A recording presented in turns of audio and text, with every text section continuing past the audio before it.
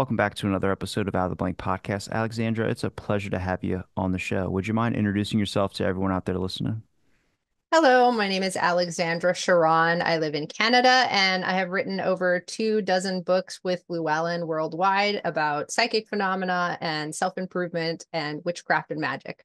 Can I get your idea on psychics in general, just your thought and your perspectives, and then maybe we can go into how you got interested in psychic abilities? Sure. Before the show, we were actually talking about our family idea of what psychic powers really are. And I was raised to believe that everybody has psychic ability. And I firmly believe that everybody really does have that capacity for psychic ability, but that our surrounding culture dictates whether we ignore or suppress our psychic intuition. So when we talk about psychic abilities, like, can you maybe explain a couple things about psychic abilities? Like what are they? Like kind of like a I know people talk about like, and you have a couple books on it, but like crystal ball reading, tarot cards, things that a lot of people can see like through popular culture.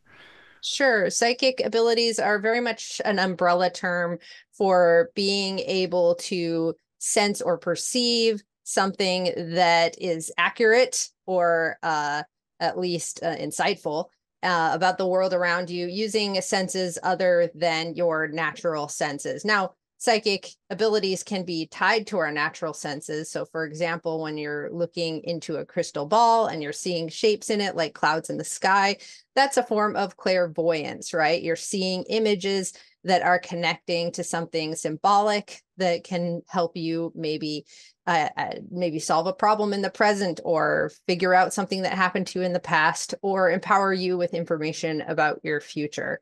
So even though these different abilities might be tied to our senses, they aren't necessarily sensed with our actual eyes, although sometimes they can be in the case of crystal ball reading or other forms of scrying. Um, of course, we know scientifically that our perception all happens in our brains.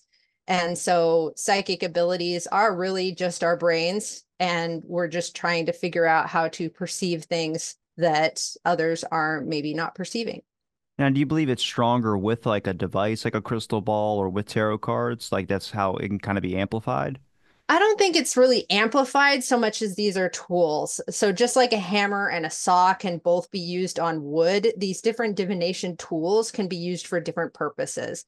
So when I'm working with a client who wants a reading, I often choose the tool based on their question. When I was first starting out in the psychic business, it was in like the early 2000s where it was like psychic hotlines were all the rage, and Miss Cleo was on TV saying, Oh "Call me yeah. now for your free reading."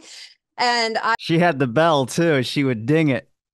yeah, so I was working my way through college on one of those psychic hotlines, and I was also starting my own private practice. And when I started my own private practice, I started out by making this huge menu that people could choose from, like, oh, I could have a crystal ball reading or a tarot reading or a rune reading or pendulum dowsing. And I found out that that wasn't really useful because people weren't really choosing an experience with a tool. They were choosing a question that they wanted answered. And different tools work better for different questions, right? So if somebody was asking just a general career question, tarot cards might be an excellent tool for that because they've been used for a long time to investigate career questions. There's specific interpretations that we already know as a community work really well for career readings. However, if somebody was like, can you describe somebody who would be a good future husband for me? Well, tarot cards are a little bit limited there. There are some descriptions that we can get from some of the characters on the cards, but using a scrying tool like a crystal ball, where you might actually see an image of a face and be able to describe some features, would be a much better tool for that. So there's kind of a difference between accuracy and precision. So if you are shooting arrows at a target, accuracy would be hitting the center of the target. Precision would be having a cluster of arrows all in one space, right? So when we're using tools, we're also considering how accurate is this going to be and how precise is this going to be, because those are two different things that we use to address these questions. What was the first instrument you kind of came across when it came to learning more about your psychic abilities? I think that I just learned natural scrying in everyday objects, in water and things like that. My first official tool that I started studying was tarot cards when I was a kid. I was given a tarot deck by a friend, and I was very excited to learn to read them. And so that was the first one that I'd say that I actually put effort into studying how to use. I don't know much about the tarot cards besides that they look cool, but I've always gotten the death card every time I've gotten a reading. So, I mean, I don't know if that's good or bad. Depends. So tarot cards are basically so have you heard about the hero's journey, the different stages of a story that you might watch on a movie or read in a book? Oh yeah, yeah, yeah, like the hero that gets the princess and all that. Yeah, so the hero's journey, if you look it up, it's a series of events that might happen in a story to carry it forward. So you might meet some guides, you might have to face an enemy at the gates. There's these different things, and in the stories that we read and the movies that we watch, we sometimes see this hero's journey played over and over. So the tarot cards, if you were to lay them out in order, like without shuffling them, you would see that across the entire deck, it tells the story of a hero's journey. And indeed, for each of the suits within tarot, so if you're just looking at cups, for example, if you laid them out in order without shuffling them, it would also tell the hero story arc. So when we shuffle them and we lay them out, they tell your story. And so the way that we lay the cards out and the way that we interpret the symbology in the cards tells that story about what you might be asking your question about. Now, how does a reading when you're giving a reading about a tarot card, people are probably looking for more, like you were mentioning, like more accurate, like more specific information to certain questions. But precision with tarot card, I mean, what's the importance of using tarot to be able to give someone like a reading, like if you're going to give an accurate reading? That's a really good question because you're right. We do lose some precision with tarot cards. So there can be accuracy there, meaning that the tarot card reading, somebody, when they get their reading, they'd be like, that's exactly what I was thinking. This is exactly correct. You just described exactly what's going on in my life. So that might be very accurate, but it might not be very, very precise for specific questions. And a lot of people have done work with the tarot cards to try to increase precision by the way that you lay them out. So we lay the tarot cards out in specific arrangements that we call tarot spreads. And these tarot spreads can make up a little bit for the lack of precision. So if somebody says, like, I have a lot going on in my job over the next 3 months, what's going to happen in each of those 3 months, then you can use the tarot cards. You could be like, okay, this is month one, this is month two, this is month three. And that helps the precision a little bit because you can say, okay, this card is only stuff that's going on in month one. But you can see how it's not insanely precise because you can't be like, oh, well, on July 12th, this is going to happen, right? But that it doesn't have that level of precision. So for those kind of things, you might use another tool like pendulum dowsing, where you'll use a chart that takes the place of the spread that might have different dates on it that help you narrow down a date. Can you maybe explain a little bit more about the pendulum? I've never heard that one before. Sure. So pendulum is a tool that is basically just an object hanging on a string or a chain. Some people will just use like a ring hanging on a necklace as a pendulum. You can also go to your local witchy store and purchase really cool pendulums that are made with all kinds of beautiful crystals. And basically, you hold the pendulum, you allow it to swing freely. You calibrate your pendulum by asking, can you show me what yes looks like? And it might wave back and forth, or it might swing in a clockwise circle, whatever. You make a note of that. And then you ask it, well, can you show me what no looks like? And then you see that. And then you can use different charts that are developed. There's many books of pendulum charts, or you can draw and craft your own, where you might have different things on it to help you find an answer to a question. So pendulum dowsing can be really useful. For example, when you're finding a lost object, you could bring out a map and you could hold the pendulum over it and wait until it gives you a positive sign on that map of where that object is, or that lost dog, or whatever. And then that is how you can use that tool. Some people will also even use their bodies as a pendulum. So they might ask themselves questions and just kind of allow their body to move freely. I have a friend who's a practitioner who does that. I don't do that because I'm too spastic and ADHD anyway. I'm always moving, but but it's neat that that's an ability. Now, are there certain abilities that people have, like psychic abilities, that draws them towards certain objects or certain forms, like crystal balls, tarot card readings, that people can just get a better effect of their abilities for? I believe so. I've worked with many apprentices that I've trained into being a professional reader or psychic or fortune teller. And what I've noticed, because I also have a master's degree in teaching, I've noticed that the people's abilities tend to align with their learning styles. So, for example, if somebody's a very visual learner, like if you can remember what side of the book's page the information was on that you're studying, that's a visual learner, and that means that you might be more drawn to divination styles that make use of your visual abilities, like scrying, like the tarot cards, like other visual things. But if you're not so much a visual learner, if you're more of like the tactile kinesthetic learner, so you're somebody who has to do something in order to learn it and read it, you might be working more with a tool that does use your hands, like a pendulum dowsing type of situation, or like casting of bones, things like that, that give you a sense of feeling the tools that you're using. And then there's some people who just kind of have like an internal sense of knowing, and those folks might issue all the tools, they might not really like tarot cards. They might think it's kind of like cheating, and they just want to use their internal sense of knowing to read the answers. Why do you think they feel it's cheating? Because they're using a device to do it?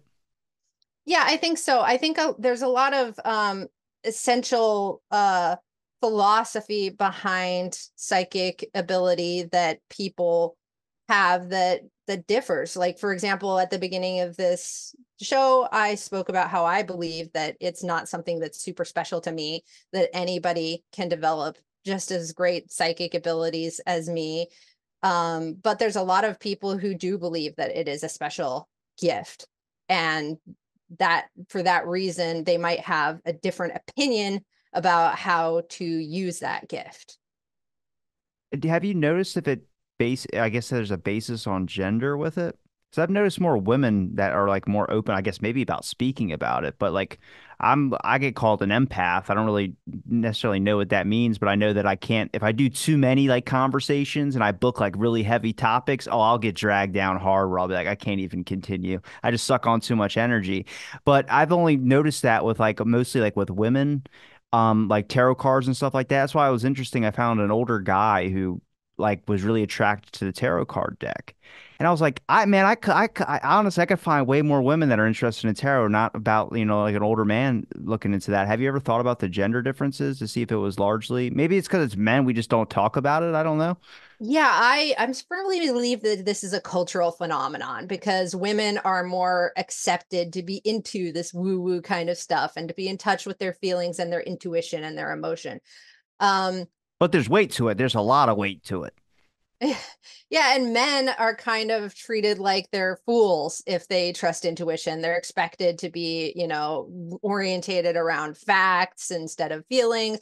They're expected to be grounded in reality at all times. If you even watch how children are treated, because children, it's also accepted, right? And so that's why we have so many people who are like, oh, there's indigo children who are being born all over the world. They have this ability, this psychic ability. I think we all do when we're born. And then the way that our parents treat that is going to dictate how we grow up with it. So, for example, a little boy might be told, like, you're too old to have an imaginary friend. Like, stop talking about seeing stuff in the woods, right? Whereas a little girl might be more encouraged, like, oh, you're so artistic and like a free spirit. Like, of course, can continue talking about your imaginary friends. So the way that the parents are raising these children in accordance with their gender roles and everything else dictates how they behave. As a reader myself, I find it really fascinating that men and women have different styles of receiving their readings. So women are often, it's very much a two-way thing, like, well, I'll be like, well, who's this guy with the dark hair who you work with? And she'll be like, oh my God, that's totally Craig. And that's this and that. But men tend to be like poker face. Like they'll just sit there like this and they'll wait for me to do the whole reading with zero feedback. And then they'll be like, yep, spot on. Spot on. Okay, I'm going to give you a tip now. Like that's all, like they don't want to give that back and forth and that feedback. And I think that's just a cultural thing. Why do you think there's so much suppression of this type of kind of talk, or do you see it getting better, especially like today? I think during the pandemic, before it really started, I was seeing a lot more psychic stuff. Maybe it was just my algorithm, but everyone has a fascination with the supernatural or the paranormal or anything that's out there in the mystical, I would say, or just things that are not like right in front of you. Um, but we've just learned how to not talk about it ever. And it's, you mentioned it off air, but I think it is a product of how like society kind of is. And I don't know why we do that when we all have an interest in it. I've talked with a lot of practitioners about this, and my mom tells me like things are way better than than it was back in her time. So I think that we're actually trending towards more acceptance of psychic gifts and abilities and our own intuition. I think we're trending towards more and more acceptance because when I talk to my mom, she talks about when she was a kid, it was something they had to sort of keep under wraps in her family. It was not something that you talked about at all with the general population. It was something that you would only trust other people in your family to talk about and things like that. And so there's actually a lot of improvement, but I think that the reasoning behind why it's suppressed in society is going to differ based on your region a lot, because when I talk to some practitioners who grew up in the Bible Belt in the United States, they express, oh, well, it's definitely religion suppressing this. But I always lived in very secular surroundings, so I don't feel like religion was ever a problem in the region that I grew up in. I think that the secular idea of it just being foolish was more the suppression, like, oh, you're a smart college educated person, why would you believe all this stuff? That's the kind of suppression that we might hear in secular society. So I think it just differs based on your region and what culture you're growing up in. How do you usually explain to someone who's a bit more of a skeptic about psychic abilities? Obviously, for me, like it has to be something you have to perceive yourself. I mean, you could show people you can read tarot. I've had my tarot cards read on air before. I enjoyed the heck out of it. But then I have friends that I would never think would be, I wouldn't say a believer in the subject, but they messaged me like, "How could you do that, dude? That's so scary. I would never." I was like, "Well, you obviously have some belief then, because you're a little bit more afraid of getting your cards read." I was happy and open to it. Yeah. I think that you gotta bust some myths first and just explain. It's not like in the movies. Obviously, I'm not omniscient. I don't know everything. If I knew the lottery numbers, I'd be rolling in my riches instead of giving people readings, right? So like you have to bust some myths first and be like, look, I don't think that I'm this all-knowing, all-powerful creature who can, read your mind or anything like that. And I think that that's a lot what people think of when they think of psychics in movies and stuff like that, or depicted on TV shows, things like that. So you just have to sort of bust some myths and be like, no, this is a cultural practice. It's something that I practice within my family. And this is something that doesn't harm anyone, that I find very, very useful for my life. And of course, I've offered skeptics readings. They've often taken them, and then it does give them a better idea of like, oh, okay, this is what this is. This is a psychological tool that you can use in order to understand your inner psychology a lot better. This is something that even somebody who doesn't believe that there's anything supernatural going on, I think tarot cards, for example, or any of these other tools can be a very useful tool. It's like the Rorschach ink blot tests in psychology, where somebody will look at an ink spot and interpret it a different way than someone else. And then we have an insight into their inner world. Well, that's what we're doing with these tools. And that's what we're doing with our own internal minds. Well, you wrote a book I reached out to you about, which was more about the ethics of psychic abilities. And I wanted to talk to you about that because I do, like I said, I have a large interest and belief in the psychic stuff. I think it's just a fascinating subject. But I've also noticed during the pandemic, especially with the rise of social media, there was a lot of, I would say, hucksters that were involved in there really trying to scam people out of things. And I thought it did a big disservice. And through all my conversations with psychics, real ones that just want to talk about it and really promote the craft, they've all mentioned the same thing, which was that they care about breaking up the myths and stopping those hucksters, really trying to set like, hey, these people are not real. We don't like those people. And the community starts to regulate itself. So I'm curious, what is the ethics of being a psychic, someone who has psychic abilities and wants to use their services for selling or just anything that use it in the, I guess, marketing sense? Hmm. Well, there's a lot on this topic, which is why I wrote a whole book on it. So I'm trying to think about hitting the highlights. I'm going to say that some red flags that consumers should look out for if they're visiting with a psychic is, for example, if the psychic tells you you cannot share your reading with anyone else, that probably means they're using the same script on everyone. Any normal psychic will be happy with you sharing the contents of your reading freely. Another red flag is if they tell you that there's something wrong with you that only they can fix through some kind of spiritual means that they're going to charge you money for. So one of my books that I wrote is called Have You Been Hexed? And I've been working to get that book in like every library I can, because a lot of times people who are hucksters will say, oh yeah, you've been hexed, there's a dark spot on your aura, I can totally clean it up for $300, right? And then it turns into one of these pig butchering scams where if they get the $300, they'll say, oh, well, here's something else that I have to fix about you, in order for you to have a healthy relationship, I need $800, right? And then it'll keep going up and up until they've drained their victim. So it's really important to not be frightened by somebody who's saying that there's something wrong with you that they can fix with money, because that's something, you can fix any spiritual problems yourself, first of all. And so that's why I wrote a book, in order to promote that. But I think that it's also important for people, like you said, there's a lot of people in our industry who are concerned, psychics who say, hey, we hate the hucksters, we don't like this. It's important for us all to be self-policing.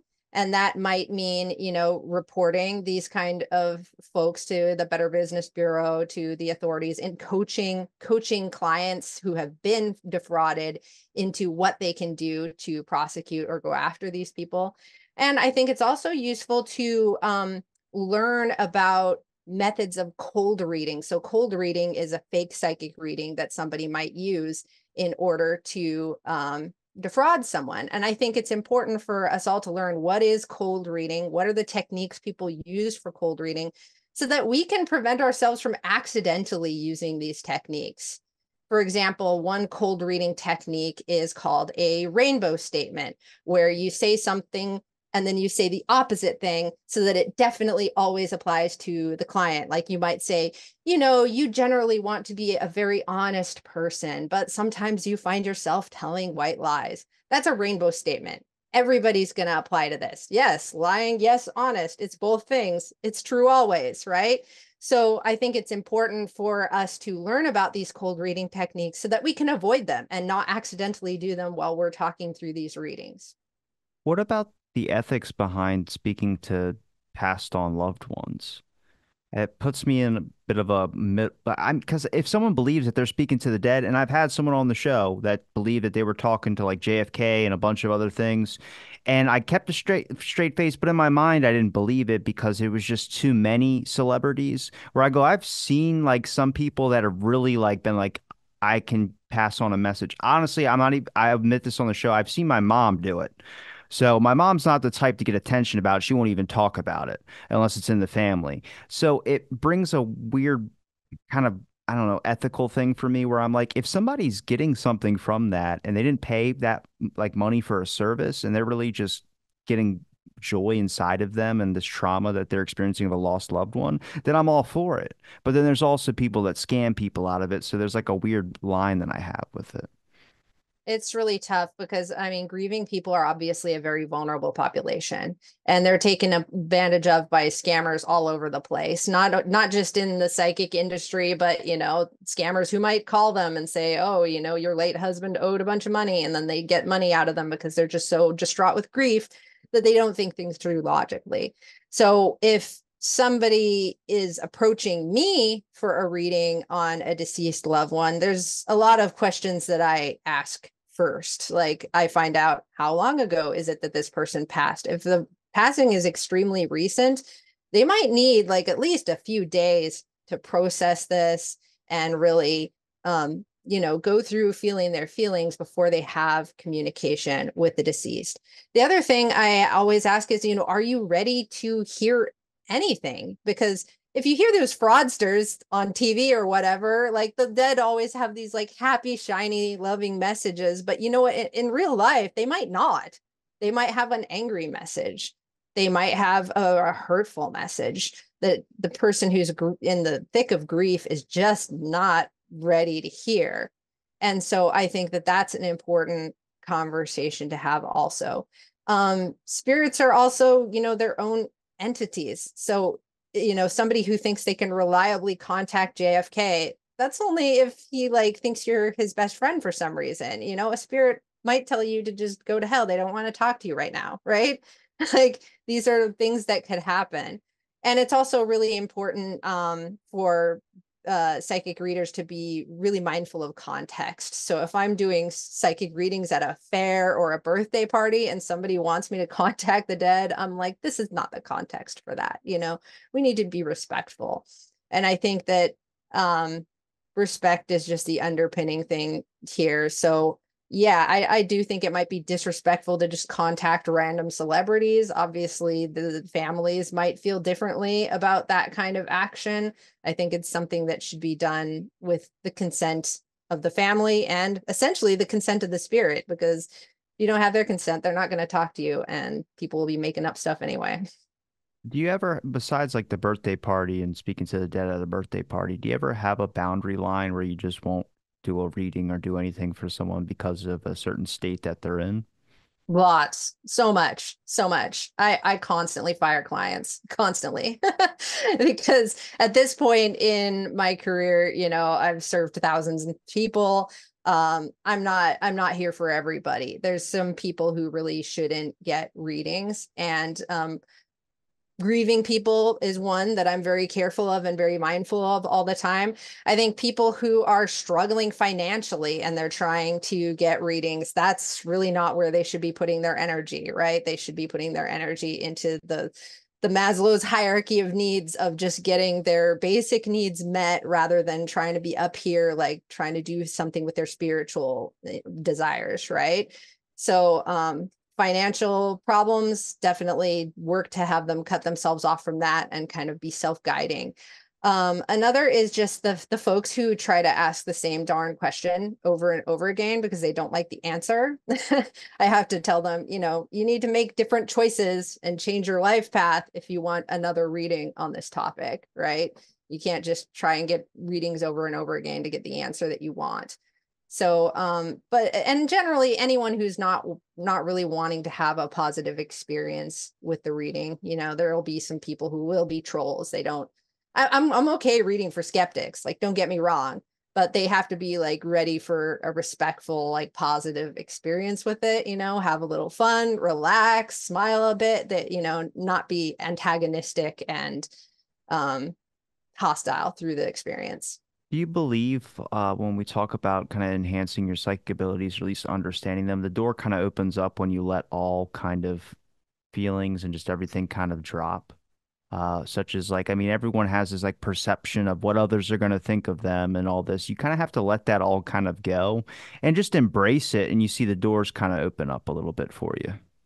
Oh yeah, I think that's true of everything in life, right? We can create barriers to learning and barriers to improvement by putting up these walls about how difficult it's going to be or how it's not right for us or whatever.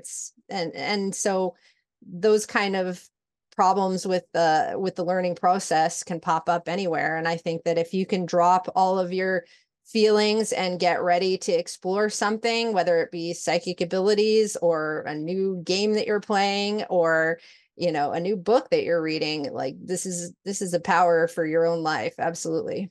What have you seen with one of your clients where they might have benefited from one of your readings? I mean, that personal experience that you have with a client, or at least where you see them be like get relief or anything of that sort, has to be probably one of the most rewarding things. It But is. yeah. Yeah.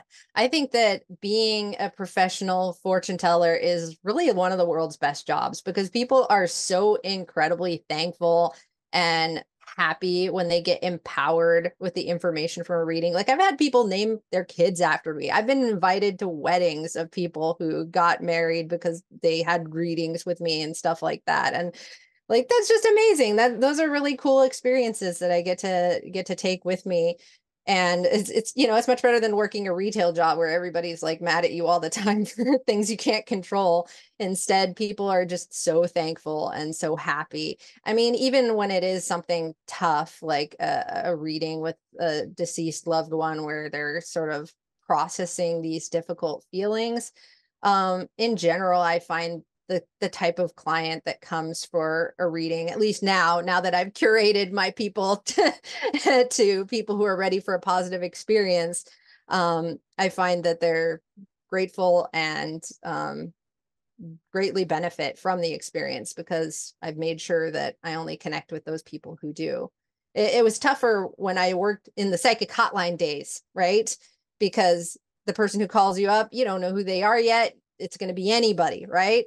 And some of those people are really just angry people who are lonely and they're looking for someone to talk to, and they have a situation that they're getting the same reading on and they hate the answer, like, will my ex come back to me? And when you're the 50th psychic to say, no, your ex is not coming back, they'll leave you like a 0-star review with like a huge angry screed. And there's nothing you can do about that, right? They were hurting. They were reaching out for human connection through this method that probably wasn't right for them. And this is the result. And that's why I don't work for those anymore. I like to work for the clients that are best for me. How'd you get it, like hooked onto the psychic hotlines? Oh, back in the day, it was really like they were everywhere. There were so many of them. I worked for 3 different phone lines. I only know about So Madame Cleo. That's my favorite. yeah. I worked for 3 different phone lines, and basically they were just out there, and you would apply just like a regular job, and then they would call you. You would do a reading for them as a test reading, and then you get onboarded. One thing I really hated about them is that they always had these long scripts that would like waste the client's time. And because that's the business practice. You want to keep the client on the phone as long as possible. So they'd have like a long intro thing where you have to say your ID number and you have to say this and you have to say that. And I would always like blah, blah, blah, speed through it because I don't want to waste my client's dime. But yeah, back in the day, it was pretty easy to get a job on a psychic hotline. It's tougher now because there are fewer of them, but there's more independent platforms where you can, do your own work. So when it comes to the increase in today's time, when it comes to at least talking kind of the publicity that goes behind psychic abilities, would you consider that because of social media or just because a lot more people are more open to those ideas? It sounds like we'd be less open to it, but I feel like we're definitely a lot more open to it. A lot more people started doing their own businesses, but also at the same time, we have the internet now. And that's like one of the funnest videos to watch is either readings or things like that that really get stuck in your algorithm. Next thing you know, you're trying to research more about it and then doing it yourself. Yeah, I mean, both those things. Like I said, in my mom's day, the idea of being a psychic was totally different than nowadays. And also the spread of information through the internet is awesome. I think it does help prevent some of these scammers from operating because news can spread pretty quickly through the internet that, oh, this person gave me the same reading as you got, and it's full of lies, and you can post bad reviews, all that stuff. I think that the spread of information is only a good thing. Did you find it difficult when you were on the psychic hotlines to try and do your readings through the phone? I always think you get more of a better sense of someone when you're in front of them, or at least I have to be around somebody to be able to actually pick up, like, I can kind of sense like the vibe through a Zoom call, but it's not the same. I didn't have any problems with that. I don't have problems with email readings either. I think part of it is just like the grasp of the tools. Obviously, you can do a tarot reading for somebody who's on the moon, whatever, right? And I think that spiritually, I believe that there's just repeating patterns on Earth, like the fractals in a fern leaf, and like the dance of the stars above mirrors the dance of us here on Earth. And I think that it's not that I'm sucking information from someone out of them. It's more that I'm using the tools to read the energy that we share in the same way that we might be sharing oxygen when we're in the same room together. Have you ever tried to do like dream interpretation or anything when someone has like a weird dream or just some type of experience that they necessarily can't explain? Oh, definitely. Yeah, I do a lot of dream interpretation and lots of weird experiences that people can't explain. Yeah, those are definitely fun. My mom is also like you were mentioning about having precognizant dreams. She's a precognizant dreamer, so she will dream something and she'll write it down. And she has like the specific timing, like, oh, I know this one will happen after 3 days and stuff like that. And it's really Is fascinating. that But clairvoyant or is that something different? that's precognizant, which means that like, you know, you see something that before it happens. My dreams are very, very highly symbolic. So if I see something, you know, if I see a car crash in a dream, I'm not scared about a car crash happening in real life. But my mom has very precognizant dreams where she'll see literal things that will happen. And so that's kind of cool. But most dreams are highly, highly symbolic in nature. And that's kind of where I shine because I've studied a lot of Jungian psychology and symbology. And so I can help interpret symbols. When did you want to hop off the academic path and go into more of the psychic ability stuff? Like when did you really start trying to be like, I want to go make this into my own thing and really try and hone into the craft? I think I just simultaneously, you know, like I worked my way through college on those psychic hotlines and stuff. And it was always just kind of a part of my life. It was never something that would leave my life just because it's also part of my own personal spiritual practice and family practice. I think I've definitely taken a step back at different points in my life from both things, from academia and from having a really full blown practice where I'm reading for people 8 hours a day. And I think that's great though. That just shows the flexibility of such a career path. You know, Do you have owning your psych own business is awesome. do you have a psychic burnout or any of that when you just get way too much information in where you just have to process and maybe shut down for a couple of days? I wouldn't say that I get burnout from working with clients. I can definitely, like, even if I'm reading at a festival for days and days, I never get burnt out. But I think that my own personal feelings, what's going on in my surrounding life, can definitely affect my ability to work. You know, so like when I when I got cancer and then my husband left me and I was plunged into a divorce, I was not ready to Wait, at like the have same a time? positive spiritual, yeah, so I was not ready to have Damn. a positive spiritual Oh my experience with God. people, so I basically like quit readings immediately and just like had to focus on cleaning up my life at that point. Did he find out you had cancer and then leave you? Yeah, not like What a right away, dick. but when I got really sick, yeah.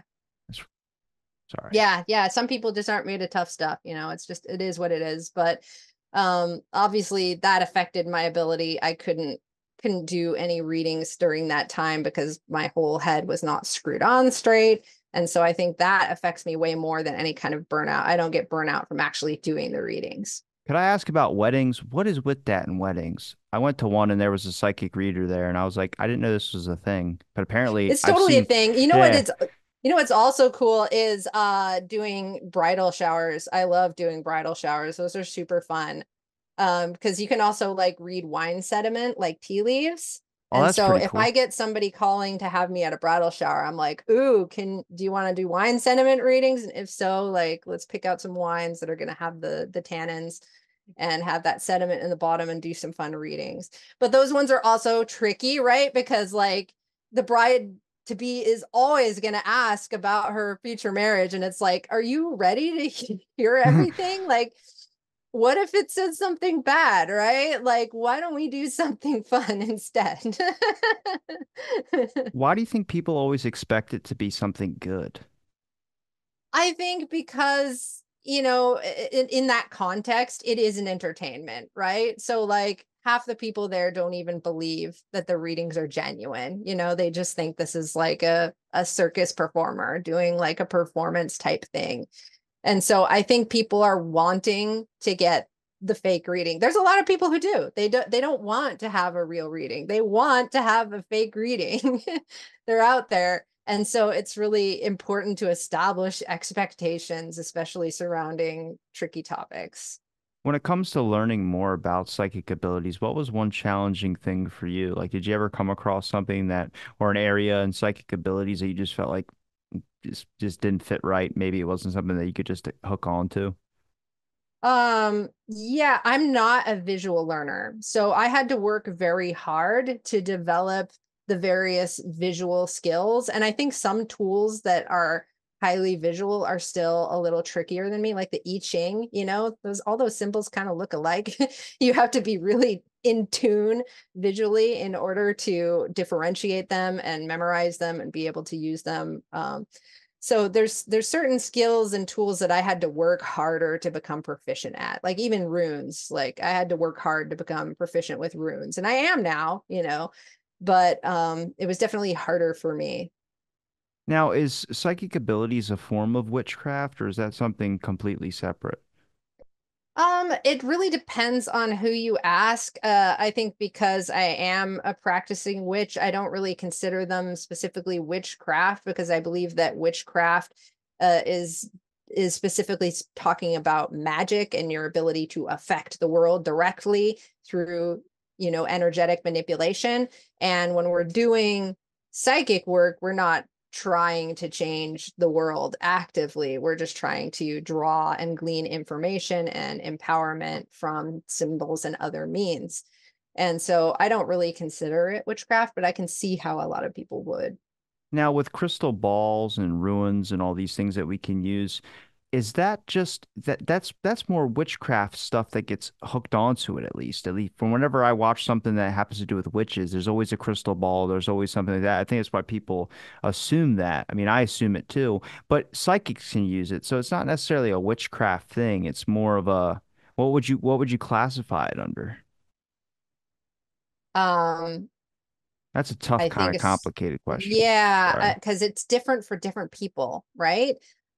So for many people, psychic work is a spiritual practice. If there's like a pie chart of what is psychic stuff, and then it's for different people, I think the biggest wedge would probably be it's a spiritual practice. Because for me, it's very much a spiritual practice, something that I do in my personal life, something I do with my family, with my children, with my mom, with my stepdad, with my coven. So it's a spiritual practice that I do with my chosen family, with my brothers and sisters in the craft. We do readings for each other.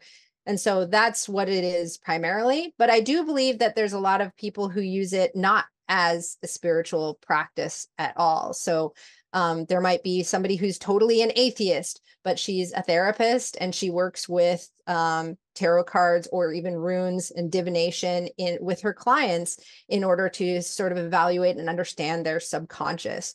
I had a therapist once who used this tool called a sand tray. So basically, it's just like this tray of sand, like a little miniature tabletop sandbox. Oh, I think what you're talking And about. yeah, and you can like move the sand around and then you can put little toys or objects all around the sand tray. And when you're done, she takes a picture of it and kind of interprets like, oh, it's really interesting that you put like the person right by the bear. Does this represent a fear in your life? It's very, very, very much feels like divination when she's doing this process. But it's not a spiritual practice for her at all. It's a psychological practice in order to understand something therapeutically. And so I believe that there's a large wedge of people who are using these tools in a completely secular way, and it's helping them improve their lives. What about Reiki energy healing? Yeah, that one, it's funny how you say that because so I'm a initiated British traditional witch, and when we take initiation, we take an oath never to charge for practicing magic.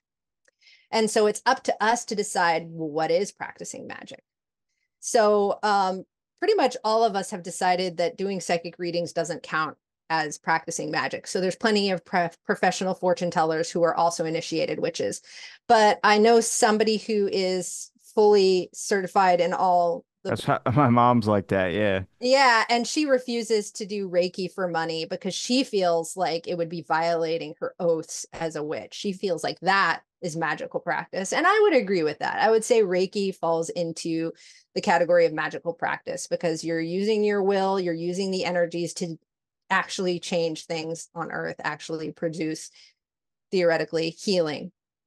Now, when it comes to the divination stuff, I mean, how complicated does it get? I'm guessing it's case by case basis, depending on who the person is and which way they want to interpret it. But what have you found to be your conclusions when you're going into it? Do you think of it like I think of it more of an ancestral thing? Like I think everyone has it, but I just think some people's maybe bloodlines is just a little bit stronger, or they just get that random spurts that you're that person that has that ability to be able to do whatever. I mean, I think for me, it was like everyone always explained deja vu is in all kids.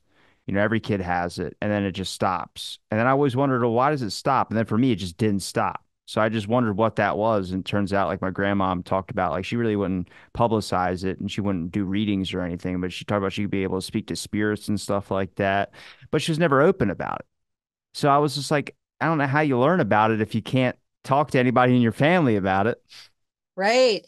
And I think that this kind of opens up that cultural door that we can peek through again and say, okay, well, what cultural influences are here? Like there somebody in your life who said, "Hey, knock it off, Robbie, with all your like crazy weird stuff," right? And if there wasn't, then you were allowed to let it grow and flourish. The very fact that your grandma was open enough to tell you that she had those experiences, that itself shows that you had a family culture that was more accepting than perhaps the family next door, where grandma would never in a million years open her mouth and say those things, right? Even if she was experiencing them, because she would fear, oh, my family is going to think I'm crazy or senile or demonic, right?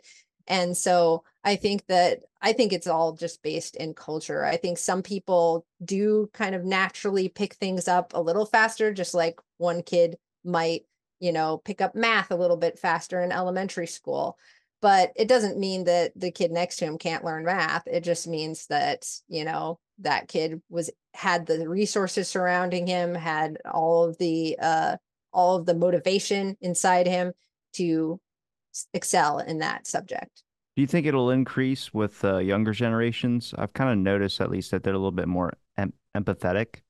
Not just because they're kids, but just even like young 20-year-olds. I'm like, damn, you guys are like really nice for like back in my day, or at least I'm not that old. I'm only 26, but when I was in high school, I definitely wasn't, like they were very please and thank you oriented. And I was like, I mean, I said that, but most kids my age didn't. And I just kind of see this kind of culture evolving, especially with parents that are teaching their kids at home. There's a little bit more brought on time with them and it creates a little healthier environment around them. And I've seen kind of the changes with that in small children. And I'm like, oh, you guys are gonna be crazy adults. Like it's gonna be so good. Like it's gonna be very positive compared to everyone else just being pissed off drinking coffee. Yeah, I agree. It just like times were harder in my mom's generation than they were for me. I think for my kids, it's much easier for them as well. They've been able to be open about all of their experiences and not receive too much blowback from it. Although there was one family that wouldn't let my kids play with their kids anymore, but whatever, you know. So I think that it's generally acceptance is on the rise. And I like that we're also getting some more positive media. I think even the entertainment shows can depict psychics in like a slightly better light than, you know, 15 years ago, 20 years ago. Well, because before it was on X-Files and they made it sound like it was like some type of weird, crazy out there belief or something. And now it's like, I think it's more widely accepted than people think. Right, right. Or there's been in the past some like serious hucksters who have shown up on TV and kind of made fools of themselves over the years. And then people would think, oh, well, that's what I think of when I think of a psychic, is this entertainer who's spilling a bunch of garbage to an audience. And now we see that, even the like paranormal shows where they'll have a psychic along to sense something when they're experiencing ghosts and hauntings and things like that. I think that's a more positive representation than having somebody like speaking to an audience and maybe not telling them the truth. Do you believe, like you mentioned, kind of the ability being tapered down a little bit, but do you believe you can officially lose it, like it's gone forever off of certain things? I do believe there's like a moral code. Like if you kill somebody, if you do something like that, in my mind, I think you lose it if you had it or if you're very focused onto it. I do think it's totally possible to lose. I think that psychologically you can paint yourself into a corner where you're never going to be able to use those tools or those abilities in a positive way. And this could be either accidental, like if your dad beat you as a child every time you picked up a deck of tarot cards, you probably wouldn't be comfortable doing any readings, right? And it can also be something that you can essentially curse yourself, like you were saying, like if you did something awful, um, and then you've cursed yourself to remove your ability to use these practices. This is a really dumb question, but it's my last question. It's a good one, in my opinion. Does it have to burn sage? I can't stand the smell of that. And I have too many people that talk about psychic or just do psychic stuff, and they always are burning sage, and it makes me sick. Yeah, no, it definitely doesn't. In fact, I don't recommend it for a couple reasons. Like one, there's actually limited sage available for us to harvest for this purpose. And there's some regions where over harvesting of sage for incense is a problem. And secondly, it's connected to indigenous culture. And so there's some that believe that it's cultural appropriation to even burn sage at all. And so I think there's plenty of other things that you can use to burn and do the exact same thing, like just burning incense that you enjoy, or like frankincense is a pretty common one to burn. Or a cigarette, just leave it in an ashtray. I'd take that over a nice camel. Oh yeah. There you go. Or have an indigenous person give you some sweetgrass, and that they've sold you, and sweetgrass would be much better for that I have purpose. a friend that owns a shop that sells like crystals and stuff like that. And every time I walk in there, I'll just walk right out. And they're like, you don't like looking at the stuff? I was like, I can't stand the smell. Yeah. You're always burning one of those things. It just gets me every time. But I really do appreciate the time you gave me to talk on my show and be able to share some of your knowledge about this subject with me. Is there a place where people can find any of your links? I know you have your Amazon. Yeah, you can also find me on llewellyn.com. If you go to llewellyn.com, that's my publisher's website, and you can find all my books that are currently in print on there. And they commonly have a lot of cool sales that go on. So keep an eye on llewellyn.com for all their latest sales. Now, one last question I just realized. Past life experiences, real or no? I think they can be real, can be, but sometimes no. It's just like you were talking earlier about the people who are like, oh, I can talk to JFK. Well, I find it a little suspect when people are like, oh yeah, I was a queen in a past life and this and that, and it's like, really, no dirt farmers? I I know, right? Right. don't know. I'm gonna link Like all all your my link. past life experiences that I've had are really boring. I know. Well, if you make it like really hyped up, like you were like a pharaoh in a past life, I'd be like, well, what are you doing now? You're selling business cards. You know what I mean? Like it's just so rough. But I'm gonna make sure I link all your links in the description. I really do appreciate the time, and thank you everybody for listening to this episode of Out of Blank. Stay tuned for our next episode.